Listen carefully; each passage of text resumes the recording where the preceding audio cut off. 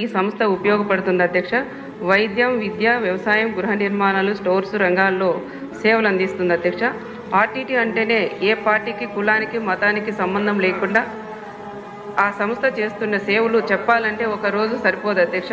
కానీ కేంద్ర ప్రభుత్వం ఏడాది కాలంలో ఎఫ్సిఆర్ఏ రెన్యువల్ చేయడం లేదు అధ్యక్ష. దీనివలన ఇప్పటికే ఆర్టీటీలో కీలకమైన సేవలు ఆగిపోతున్నాయి అధ్యక్ష.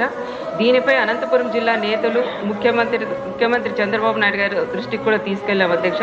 వెంటనే సార్ కూడా స్పందించి సెంట్రల్లో ఉండే ఎంపీలు కూడా తెలియజేసి మన గౌరవ హోంమంత్రి అమిత్ షా గారితో కూడా కలిసి వివరించింది కూడా జరిగింది అధ్యక్ష.